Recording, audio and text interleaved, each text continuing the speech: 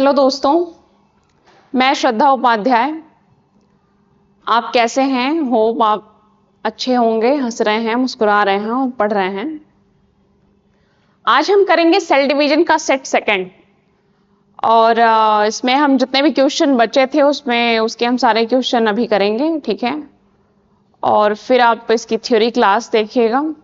Theory class के बाद आप क्वेश्चंस को सॉल्व करिएगा। आपके सारे क्वेश्चन सॉल्व होते जाएंगे, ठीक है।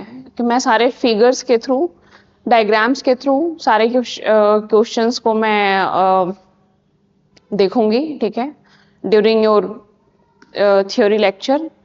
और फिर आप उसमें देखेंगे कि क्या प्रोसेस हो रही है mitotic division and meiosis division में, ठीक है। तो आप देखेंगे सेकेंड सेट इसका, ठीक है। इसमें भी 20 क्वेश्चन है आपके, और मैंने पिछले वाले में भी 20 क्वेश्चन कराए थे ऑलमोस्ट, ठीक है। तो इसके सारे क्वेश्चन रोटेशन बेसिस या आपका फ्रेश बेसिस जिस पे भी आ रहा है, मैं आपके सारे क्वेश्चंस को कंडक्ट कराती जा रही हूँ, जिससे आपको आपके एग्जाम हॉल में थोड़ी भी परेशानी ना हो क्वेश्चंस देखने में, कि आपको ये ना लगे कोई क्वेश्चन टपक के कहीं से नया आ गया है, ठीक है, ऐसा ना हो। तो इसलिए आप सारे क्वेश्चंस को प्रैक्टिस करिए देख करके, और बार बार वीडियोस को देखिए, जिससे आपको वो आंसर जो है बिल्कुल एकदम से कंठस्थ हो जाए, ठीक। तो आप देखेंगे हम क्वेश्चंस को। इसमें पहला क्वेश्चन है आपका, मियोसिस ऑकर्स इन, ठीक है, अर्धसूत्री विभाजन पाया जाता है। अर्धसूत्री विभाजन पाया जाता है, किसमें अर्धसूत्री विभाजन होता है? अर्धसूत्री विभाजन पाया जाता है। चारों हम ऑप्शंस देखेंगे इसमें, all somatic cells, all germ cell और गैमेट इन स्पर्म्स, ठीक है। सभी कायिक कोशिकाओं में, सभी जनन कोशिकाओं में, युग्मक में और शुक्राणुओं में। तो किसमें पाई जाती है? ये आपकी पाई जाती है ऑल जर्म सेल में, ठीक है। जो मियोसिस ऑकर्स इन, अर्धसूत्री विभाजन ऑल जर्म सेल में पाई जाती है, ठीक। क्योंकि मियोसिस जो है, इसमें जो सेल होता है वो रिप्रोडक्शन के लिए माना जाता है, तो रिप्रोडक्शन कोशिकाओं में ये पाई जाती हैं, ठीक है। और कायिक कोशिकाएं जो सोमैटिक सेल्स होती हैं, ये सेल्स जो है वो टिश्यू डेवलपमेंट में हेल्प करती हैं। इसमें कोई रिप्रोडक्शन संबंधी चीजें नहीं होती हैं, और जर्म सेल में सारे रिप्रोडक्शन संबंधी चीजें होती हैं, ठीक है, प्रोसेस होती हैं, जिसमें स्पोर्स बनना हो गया, आपका गैमेट्स का बनना हो गया, ठीक है।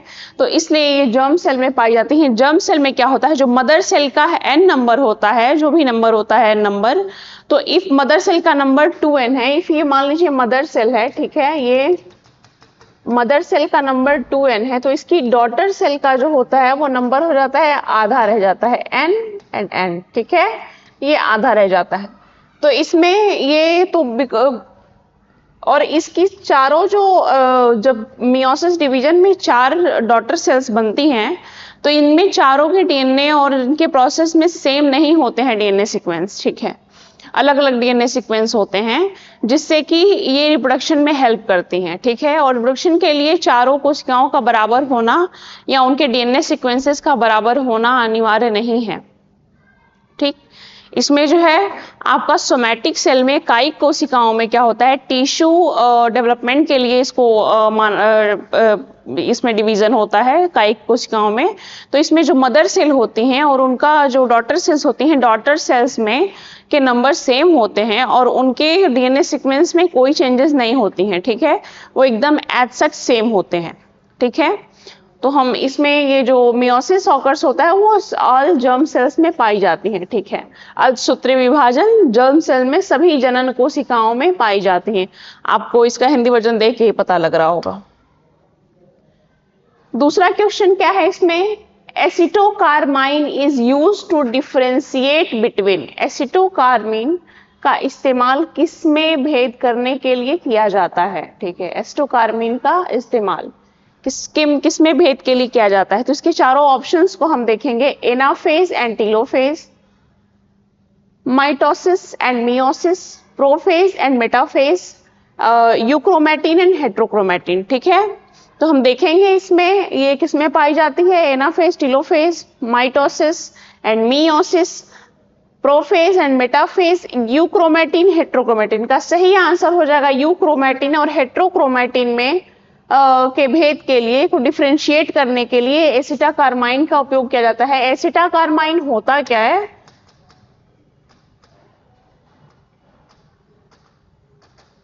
एसिटाकार्माइन एक स्टेन होता है, ठीक है, स्टेन होता है। स्टेन कलर होता है ना, जैसे हम पॉजिटिव ग्राम बैक्टीरिया, नेगेटिव ग्राम बैक्टीरिया के लिए स्टेन का प्रयोग करते हैं, वैसे ही एसिटाकार्माइन को के लिए ये एसिटाकार्माइन एक स्टेन होता है जिसको यूक्रोमेटिन और हेट्रोक्रोमेटिन में डिफरेंशिएट करने के लिए ये स्टेन का प्रयोग किया जाता है, ठीक है। अब हम नेक्स्ट क्वेश्चन को देखेंगे। Meiotic cell division takes place. Meiotic या मियोसिस दोनों सेम है, ठीक है। माइटोटिक या माइटोसिस ये भी दोनों सेम है, ठीक है। आप देख लीजिए, कभी आपको डिफरेंस, इसमें मुझे भी बहुत दिक्कत होती थी पहले ये समझने में। तो देखिए, मियोसिस या मियोटिक ये हो गया आपका, और माइटोटिक या माइटोसिस। मियोसिस या मियोटिक, माइटोटिक या माइटोसिस ये दोनों सेम होती हैं, ठीक है। इसको आप पहले पहचान लीजिए, नहीं तो कभी आ गया कि मियोटिक की जगह मियोसिस आ गया, वहां भी अर्धसूत्री हिंदी में लिखा होगा, और माइटोटिक की जगह माइटोसिस आ गया, उसमें भी सूत्री विभाजन लिखा होगा, तो आप परेशान हो जाएंगे कि ये क्या है, ठीक है। ये दोनों तो सेम ही है, लेकिन ये दोनों तो सेम ही है, माइटोसिस या मियोटिक। तो ऐसा नहीं है, मियोटिक मियोसिस दोनों सेम होता है, और माइटोटिक और माइटोसिस दोनों सेम होता है, ठीक है। तो हम देखेंगे meiotic cell division takes place in root tip जड़ाग्र में, शूट टिप तनाग्र में, फ्लोरल बड पुष्पकली में, ऑल ऑफ दीज, ठीक है, सभी में। तो ये किस में पाया जाता है? फ्लोरल बर्ड्स में, ठीक है। अर्धसूत्री कोशिका विभाजन फ्लोरल बर्ड्स में पाया जाता है। फ्लोरल बर्ड्स में क्यों पाया जाता है? क्योंकि आपको पता है अर्धसूत्री विभाजन जो है वो जनन कोशिकाओं में पाया जाता है, ऑल जर्म सेल्स में पाया जाता है। तो इसलिए इसमें जहां भी रिप्रोडक्शन का प्रोसेस होता है फ्लोरल बर्ड्स में, जहां स्पोर्स बनते हैं, गैमेट्स बनते हैं, वहां पे ये माइटोटिक मियोटिक सेल डिवीजन या मियोसिस सेल डिवीजन पाया जाता है, ठीक है। तो फ्लोरल बर्ड्स में क्योंकि यहाँ पे स्पोर्स बनते हैं, और ये एंजियोस्पर्म्स में आपके फ्लोरल में स्पोर्स बनते हैं, गैमेट्स बनते हैं, तो इसलिए ये फ्लोरल बर्ड्स में पाया जाता है, ठीक है। मियोटिक डिवीजन फ्लोरल बर्ड्स में पाया जाता है, ठीक। ये आपका क्लियर हो गया। जहां भी आपका रिप्रोडक्शन संबंधी प्रोसेस होगा वहीं आपका मियोटिक सेल डिवीजन पाया जाएगा, और जहां भी आपका टिश्यू डेवलपमेंट से रिलेटेड या चीजें प्रोसेसेस पाई जाएंगी, वहां आपका माइटोसिस सेल डिवीजन या माइटोटिक सेल डिवीजन होगा, ठीक है। अब आप नेक्स्ट क्वेश्चन देखेंगे। Which part of the plant is used to study meiosis? कौन पादप के किस भाग में अर्धसूत्री विभाजन का अध्ययन किया जा सकता है? तो आपको अगेन रिपीटेड क्वेश्चन है, वही रोटेटेड फॉर्म में, कि आपका किस भाग में, पादप के किस भाग में अर्धसूत्री विभाजन देखा जा सकता है या स्टडी किया जा सकता है। तो वो आपका फिर से आ गया फ्लावर बड, क्योंकि आपको पता है कि वही होगा जहाँ पे रिप्रोडक्शन प्रोसेसेस होंगे, जैसे कि फ्लोरल बर्ड्स, ठीक है, यहाँ पे स्पोर्स बनते हैं, गैमेट्स बनते हैं, जैसा कि मैंने बताया आपको एंजियोस्पर्म्स में। तो वही चीजें हो रही है, वही क्वेश्चन है आपका। तो यहाँ पे फ्लावर बर्ड में ये पाया जाएगा, ठीक है। फ्लावर बर्ड में माइटोसिस की स्टडी की जा सकती है, ठीक। नेक्स्ट क्वेश्चन देखेंगे कि formation of bivalents during meiosis occur at. अर्धसूत्री विभाजन के दौरान द्विसंयोजक का निर्माण किस अवस्था में होता है, ठीक है। अर्धसूत्री विभाजन के दौरान द्विसंयोजक का निर्माण किस अवस्था में होता है? द्विसंयोजक बाइवैलेंट, लेप्टोटीन, डिप्लोटीन, पैकिटीन, जाइगोटीन, ठीक है। तो इसका सही आंसर ये होगा जाइगोटीन में। बाइवैलेंट का प्रोसेस जो है ये प्रोफेज 1 के जाइगोटीन में होता है, ठीक है। बाइवेलेंट का क्या, जब सेल डिवीजन होता है, मियोसिस या मियोटिक सेल डिवीजन, तो इसमें जब डॉटर सेल्स बनती हैं तो यहाँ पे सिनेप्टिकल कॉम्प्लेक्स का फॉर्मेशन होता है, ठीक है। सिनेप्टिकल कॉम्प्लेक्स का फॉर्मेशन एक सेप्टा का फॉर्मेशन होता है उसमें, ठीक है। और दो जो मदर सेल होती हैं वो डिवाइड होती जाती हैं, ठीक है, वो डिवाइड होंगी डॉटर सेल्स में, ठीक है। तो वहां पे ये बाइवेलेंट फॉर्म, यहाँ पे बाइवेलेंट दिखाता है जब क्रोमोजोम का जो होमोलॉगस क्रोमोजोम होता है, वो जब क्रोमोजोम्स की जो क्रोमेटिड्स होती हैं जब डिवाइड होती हैं सेंट्रोमियर के थ्रू, तो वहां पे बाइवेलेंट का फॉर्मेशन होता है। तो वो बाइवेलेंट का फॉर्मेशन आपका जाइगोटीन में होता है, ठीक है। प्रोफेज के जाइगोटीन में होता है, इसलिए formation of bivalent during meiosis is in zygotene, ठीक है। ओके, सो आप नेक्स्ट क्वेश्चन देखेंगे यहाँ पे कि during which phase of meiosis does crossing over takes place, ठीक है। Does crossing over takes place, crossing over किस में पाया जाता है, ठीक है। Crossing overs occurs during zygotene, leptotene, pachytene, diplotene, ठीक है। तो अर्धसूत्री विभाजन के किस चरण में जीन विनिमय होता है, जीन विनिमय किस में होता है, क्रॉसिंग ओवर। क्रॉसिंग ओवर जो होता है आपका पैकेटीन में होता है, ठीक है। स्थूल पट्ट पैकेटीन प्रावस्था में होती है, ठीक है। तो आपका पैकेटीन क्रॉसिंग ओवर कब होती है, जब ये आपका क्रोमोसोम, ठीक है, क्रोमेटिड्स हो गया ये आपका, यहाँ पे ये दो आर्म्स जो है यहाँ पे एक दूसरे को एक्सचेंज करते हैं, क्रॉस करते हैं यहाँ पे, तो इसको बोलते हैं क्रॉसिंग ओवर, क्रॉसिंग ओवर, ठीक है।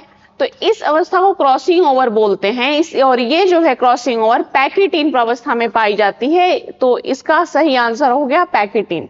During which phase meiosis does crossing over takes place, okay, तो ये पैकेटीन में होगा, ठीक। अब नेक्स्ट क्वेश्चन हम देखेंगे, in which stage of meiosis does synapsis takes place, ठीक है। मैंने आपको बताया सिनेप्टिकल कॉम्प्लेक्स का फॉर्मेशन होता है, ठीक, प्रोफेज 1 के जाइगोटीन फेज में।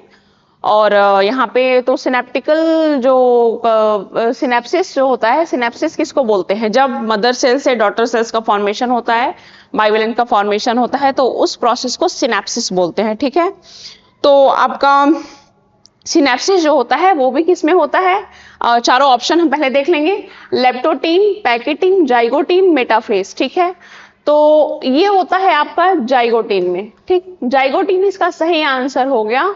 इन which stage meiosis does synapsis takes place, synapsis जो है वो जाइगोटीन में ही होता है। प्रोफेज 1 में के जाइगोटीन फेज में ये होता है आपका सिनेप्सिस का फॉर्मेशन, जब मदर सेल डॉटर सेल्स में डिवाइड होती हैं, और इस प्रोसेस को हम बोलते हैं सिनेप्सिस, जहां पे सिनेप्टिकल कॉम्प्लेक्स का फॉर्मेशन होता है, ठीक है।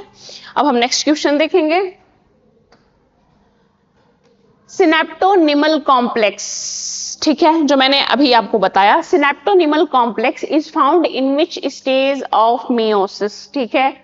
संयुक्त सूत्र युग्म अर्धसूत्री विभाजन की किस अवस्था में पाया जाता है, ठीक है। तो ये आपको अब याद हो गया होगा, क्योंकि 2-3 क्वेश्चन मैंने इसी कंसेप्ट पर अभी लिया है, तो ये आपको अब याद हो गया होगा। तो आप फट से इसका आंसर दे देंगे। इसके चारों ऑप्शंस को हम देखते हैं, zygotene of prophase 1, pachytene of prophase 1, anaphase 1 और एनाफेज 2। तो इसका निर्माण किसमें होता है बताइए, इसका निर्माण होता है जाइगोटीन ऑफ प्रोफेज 1, ठीक है।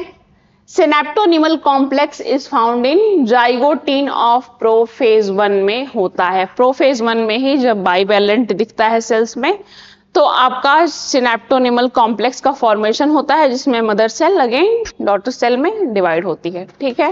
ये हो गया आपका इसका आंसर। अब आप नेक्स्ट क्वेश्चन देखेंगे, crossing over occurs in meiosis during, crossing over आपका किस में होता है बताइए। क्रॉसिंग ओवर मैंने आपको समझा दिया, ठीक। अब बताइए आपका क्रॉसिंग ओवर किस में होता है।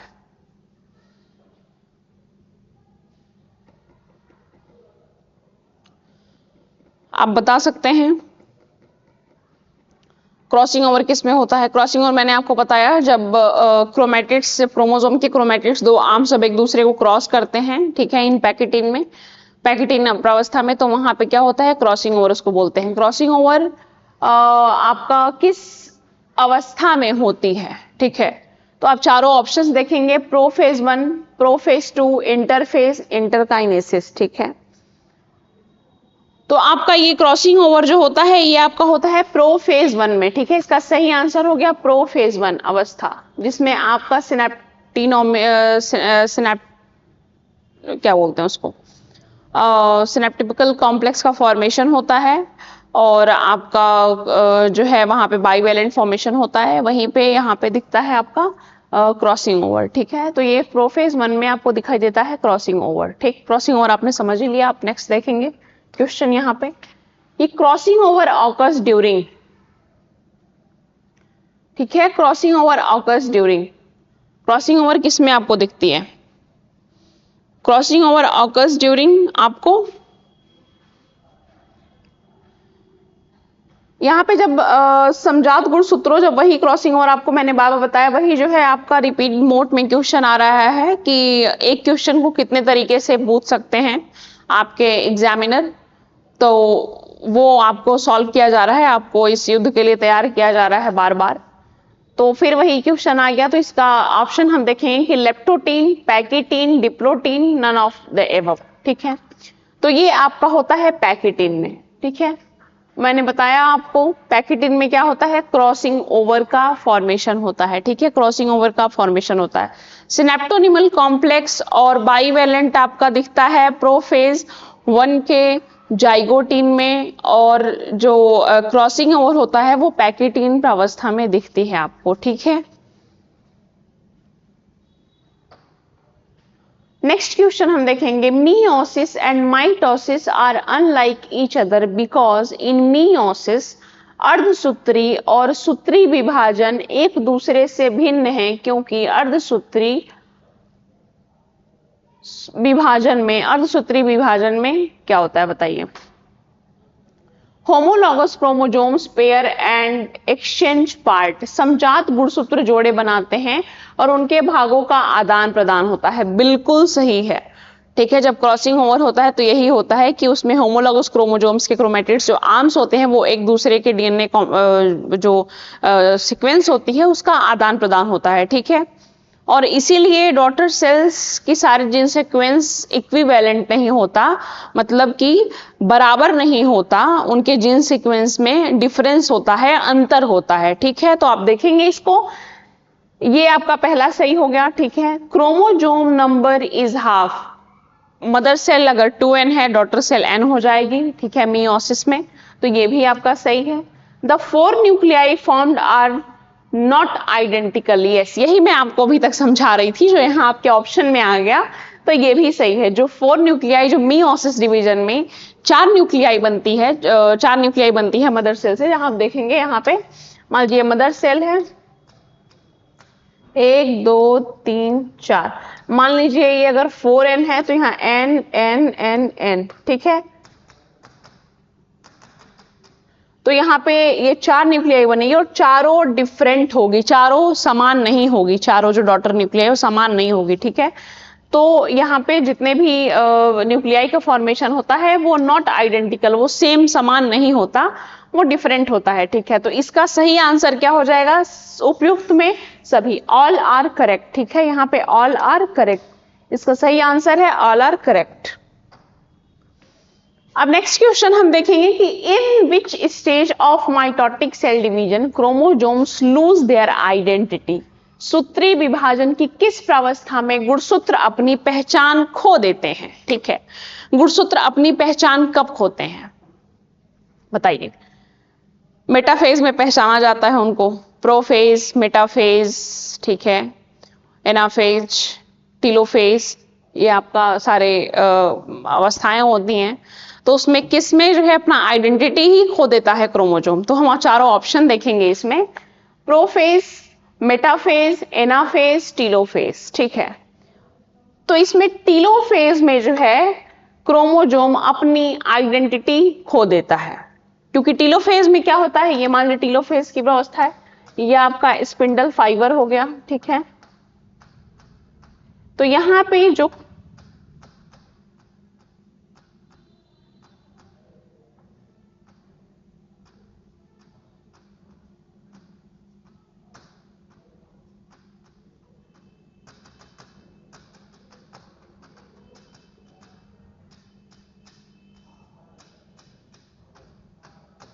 ये टीलोफेज में क्या होता है कि जो सारी क्रोमोसोम्स होती हैं जो डिवाइड हो जाती हैं, स्प्लिट हो जाती हैं सेंट्रोमियर से, और अपने अपने आर्म से जब डिवीजन हो जाता है, तो इसमें 4 4 8 ऐसे बन जाते हैं न्यूक्लियाई, तो उसमें क्रोमोसोम्स और क्रोमैटिड्स।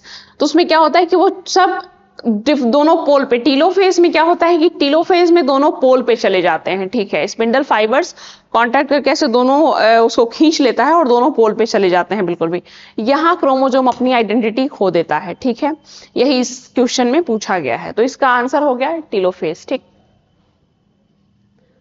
अब देखेंगे हम next question, the spindle fibre contract in.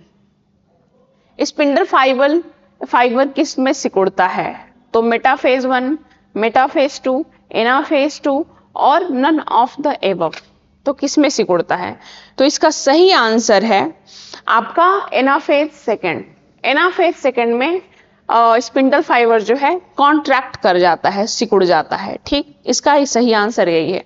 इसका इलेबोरेशन आप तब देखेंगे जब आप थियरी का क्लास देखेंगे, तो आपको सब समझ में आ जाएगा। नेक्स्ट देखेंगे आप, crossing over in diploid organism is responsible for. द्विगुणित जीव में क्रॉसिंग ओवर किसके लिए जिम्मेदार है। ठीक है, क्रॉसिंग ओवर डिप्लॉयड ऑर्गेनिज्म में किसके लिए जिम्मेदार है, इसका हम चारों ऑप्शंस देखेंगे, लिंकेज, डोमिनेंस, रिकॉम्बिनेशन, कोडोमिनेंस। ठीक है, सहलग्नता, प्रभाविता, पुनर्संयोजन, सहप्रभाविता। ठीक है, तो इसका सही आंसर क्या होगा, रिकॉम्बिनेशन। ठीक है, रिकॉम्बिनेशन जो है, crossing over in diploid organism responsible for recombination. Recombination पुनर्संयोजन, जिसमें क्या होता है आपका रिकॉम्बिनेशन में जो भी गुणसूत्र होते हैं, ठीक है, इनका ये अपने अपने एक डीएनए सीक्वेंस को एक्सचेंज करते हैं और ये वापस जो है अपना एक सीक्वेंस बनाते हैं। ठीक है, जिसको बोलते हैं हम रिकॉम्बिनेशन। ठीक है, डीएनए का रिकॉम्बिनेशन बोलते हैं यहाँ पे। ठीक, तो अब नेक्स्ट क्वेश्चन हम देखेंगे यहाँ, synaptonemal complex is a structure of. Synaptonemal complex निम्न की संरचना है।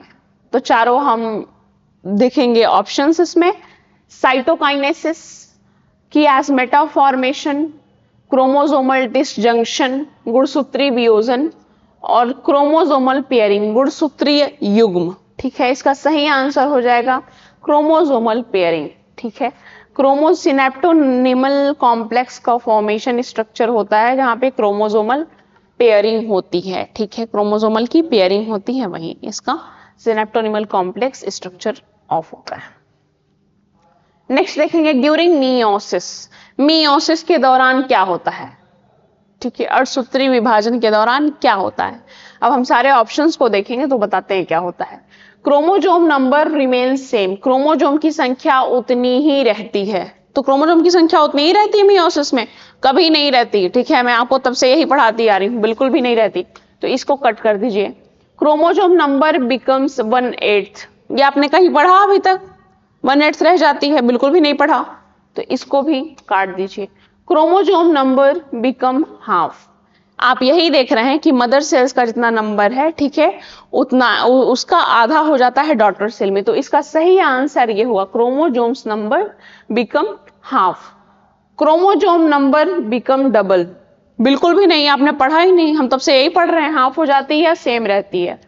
मैंने 1/8 ना पढ़ाया आपको, ना डबलिंग पढ़ाया, ना आपको सेम तो खैर पढ़ाई आपने माइटोटिक डिवीजन में, लेकिन ना आपने डबलिंग पढ़ा है ना 1/8 पढ़ा है, ठीक है। तो इसका मतलब क्या हुआ आपका, ये सही आंसर हो जाएगा, क्रोमोसोम नंबर बिकम हाफ, ठीक। During mitosis nuclear membrane disappear at, ठीक है। संस्तुति विभाजन के अंतर्गत केंद्रक कला अदृश्य हो जाती है, ठीक है। किसमें अदृश्य हो जाती है, आपकी न्यूक्लियर मेम्ब्रेन, ठीक। तो इसका चारों ऑप्शन हम देखेंगे, early prophase, late prophase, metaphase और एनाफेज। तो किसमें ये हो जाती है, प्रारंभिक पूर्वावस्था में, विलंबित पूर्वावस्था में, मध्यावस्था में और पश्चावस्था में, ठीक है। तो आप किस में हो जाती है, आप बताइए इसको, ड्यूरिंग माइटोसिस में किस में हो जाती है, बताइए।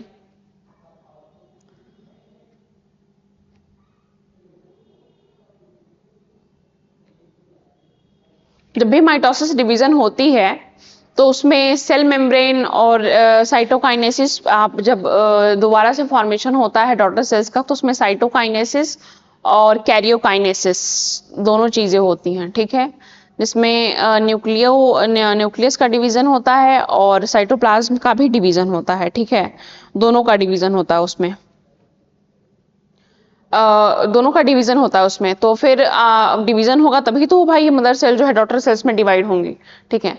डॉटर सेल में डिवाइड होने के लिए न्यूक्लियस का भी डिवीजन चाहिए और साइटोप्लाज्म का भी डिवीजन चाहिए, तभी तो मदर सेल से चार सेल बनेंगी तो चारों में आएंगी, या फिर माइटोसिस डिवीजन में 2 सेल बनेंगी तो दोनों में आएंगी डिवाइड होके, ठीक है। तो आप देखेंगे इसमें कि early prophase, late prophase, metaphase, anaphase. तो इसका सही आंसर हो जाएगा लेट प्रोफेज में जो है वहां पे न्यूक्लियर मेम्ब्रेन डिसअपियर हो जाता है, ठीक है। न्यूक्लियर मेम्ब्रेन डिसअपियर हो जाता है, ओके। नेक्स्ट क्वेश्चन देखेंगे आप कि in mitosis the number of chromosomal and nuclear division respectively are. समसूत्री विभाजन में गुणसूत्री एवं केंद्रकीय विभाजनों की संख्या क्रमशः होती है। क्योंकि आपका माइटोसिस डिवीजन में ये मदर सेल है, अगर ये आपका डिवाइड होता है डॉटर सेल में तो ये हो गया आपका ये, ठीक।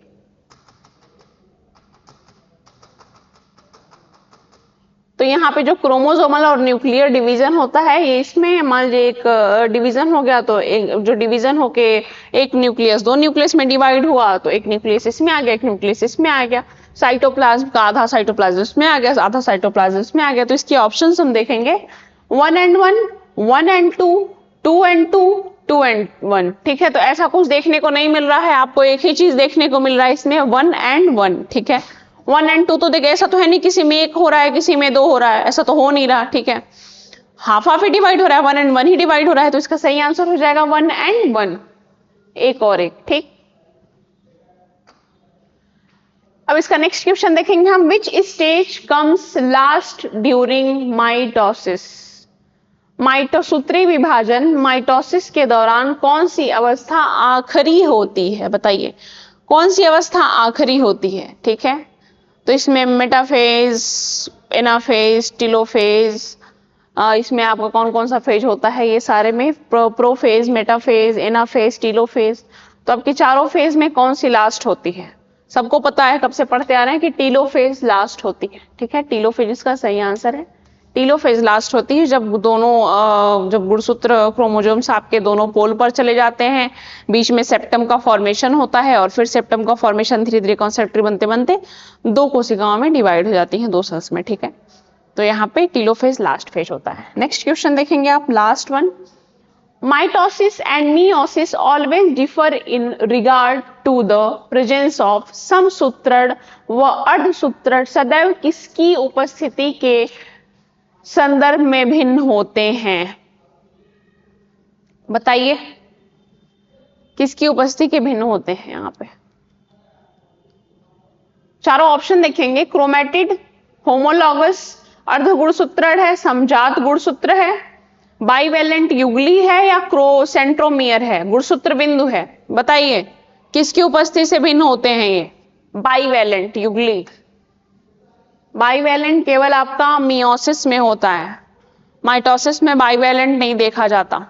जब आप पढ़ेंगे माइटोसिस मियोसिस डिवीजन थ्योरी में, तो आपको सीधे देखने को मिल जाएगा कि बाइवेलेंट जो है सिर्फ मियोसिस अर्धसूत्रीय विभाजन में पाया जाता है, माइटोटिक सेल में नहीं होता ये, ठीक है। तो ये हो गया आपके 20 क्वेश्चन आ रहे हैं, और सेल के क्वेश्चन को हम यही एंड करते हैं, और एक दो क्वेश्चन रहेंगे अगर तो हम देख लेंगे उसको, उसमें कोई दिक्कत नहीं है। बाकी हम अगला क्वेश्चन देखते हैं क्या आपको कराना है, ठीक है। फिर हम आप देखेंगे, फिर अब नेक्स्ट टॉपिक का क्वेश्चन कराएंगे। आपके जितने भी क्वेश्चन पूछेंगे आपके एग्जाम्स में वो यहीं से पूछने वाले हैं, ठीक है। तो आप इसको बार बार रिवाइज कर लीजिए, इससे बाहर का क्वेश्चन नहीं आने वाला, क्योंकि मैं जितने भी रोटेशन रिपीटेशन जितने भी फॉर्म थे आपके एग्जामिनर ने पूछे थे सब मैंने करा दिया आपके, ठीक है। सारे आपका प्रीवियस ईयर क्वेश्चन जितने भी क्वेश्चन आने वाले हैं वो आपका मैंने करा दिया 2 सेट में, ठीक। एक टॉपिक से एक सेल का टॉपिक भी हो चुका और सेल डिवीजन का भी टॉपिक हो चुका, ठीक। तो ये आपका हो गया, बाकी जो है आप नेक्स्ट लेक्चर में देखेंगे। सो थैंक यू, और आपकी जो भी क्वेरी होगी आप कमेंट बॉक्स में हमें करिए। बाकी आप हंसते रहिए, मुस्कुराते रहिए, पढ़ते रहिए, क्वेश्चन सॉल्व करते रहिए, एग्जाम्स आने वाले हैं अभी, और एक एक टॉपिक के जब आप क्वेश्चन सॉल्व करेंगे तो आपके लिए बहुत इजी हो जाएगा करना, ठीक है। बिकॉज आप एक टॉपिक उठाएं, आपके हर तरह के जितने भी क्वेश्चन हैं वो आपने सॉल्व कर लिए, तो आपको उसमें कोई बर्डन लेने की जरूरत नहीं पड़ती है। फिर आपको कोई भी चीज अनटच बिल्कुल भी नया सा नहीं लगेगा, सब आपको लगेगा अरे ये तो मैंने सॉल्व किया था, पढ़ा था, तो ये तो हो जाएगा। आप देखेंगे, जस्ट आंसर देखेंगे, ऑप्शन देखेंगे, और जस्ट आप उस पर टिक करके चले आएंगे, ठीक है। तो ये रहा आपका आज का क्वेश्चन। बाकी धन्यवाद आपका, ठीक है। आप हंसते रहिए, बिल्कुल भी मुस्कुराते रहिए, चल मारिए और क्वेश्चंस को सॉल्व करिए, ठीक है। धन्यवाद।